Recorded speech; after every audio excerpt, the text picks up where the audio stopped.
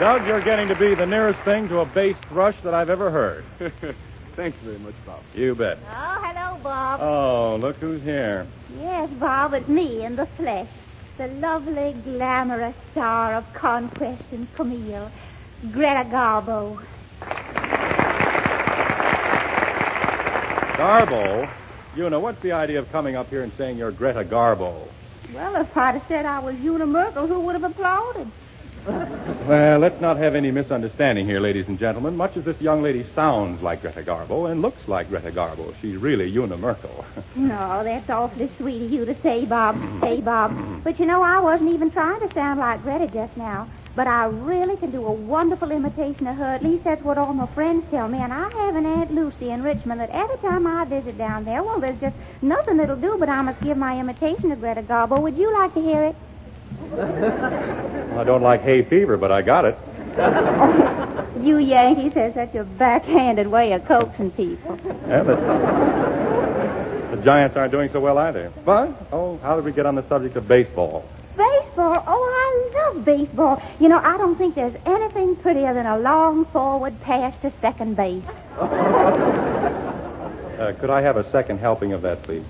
Well, don't you think that's pretty, a long forward pass to second base? Oh, I think it's just about the prettiest thing in baseball.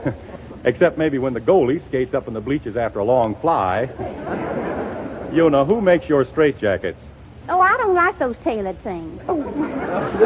I think a girl should be feminine. Don't you like a feminine girl, Bob? Oh, sure. Much better than the bearded lady. What's that? Nothing. I just yawned. Oh, Bobby. Is you Fifi? Oh! Fifi? There's nothing more exquisitely distasteful to me than baby talk. Oh, why, Bob, I do that, too. Would you rather hear Greta Garbo or baby talk? Are there any other names on the ballot? No, you've got to choose Garbo or baby. Garbo. Wouldn't you like to do 2 out of 3? Do the Garbo imitation. Well, all right. Just close your eyes, Bob. Here goes. They're closed. Now, just picture me in a long, flowing, lacy negligee. I got it. Go ahead. Or would you rather picture me in a high-bodice gown with a train? I'll take the train. When does it leave? Now, stop your fooling, Bob. How do you prefer to picture me? Can I open my eyes? Surely. I'll take you in a raincoat with a bustle.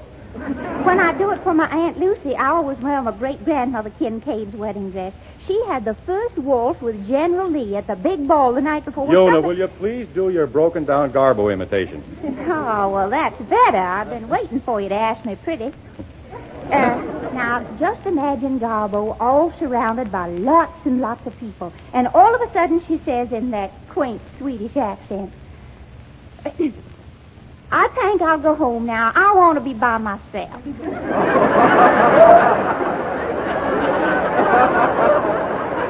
That's the Garbo imitation. Uh-huh. Your grandmother danced with General Lee on account of that? Uh-huh. I see. It's a lucky thing you didn't do the baby talk, or the Civil War would still be on. Oh, I thank you, Bob. And speaking of the Civil War, that reminds me, where's Frank Morgan? Don't tell me he was in that, too. What do you want with Morgan? Well, I was talking to my editor. I'm still connected with the magazine, Bob, and he wants me to write an article about Frank. I think it's sort of an expose, I imagine. Oh, blowing the lid off Frank Morgan, eh? No, they just want something about his operatic career. Operatic career? Well, that big bluffer's never been near an opera house. Well, he told me that when Madame Lucatelli made her American debut, he sang opposite her. That's right. She sang at the Metropolitan, and he sang in a barbershop quartet across the street. Oh, but Bob, what would Madame Lucatelli be doing in a barbershop? Meredith, will you play something loud?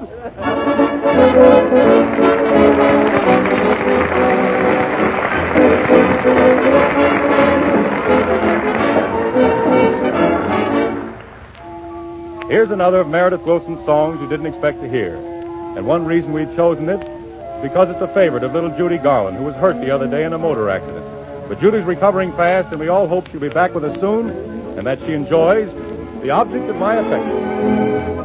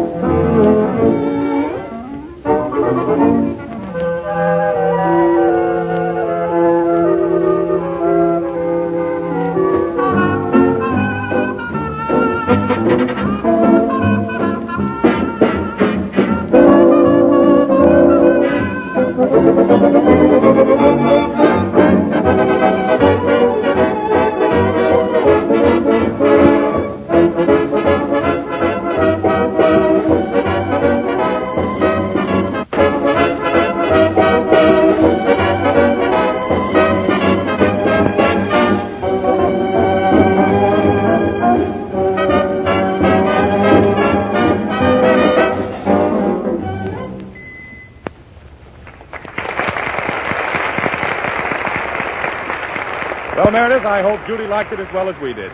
And now, Ted Pearson, who has a word to say about Maxwell House coffee. Ted? Thank you, Bob. Friends, I was just talking to Doug McPhail here about hobbies.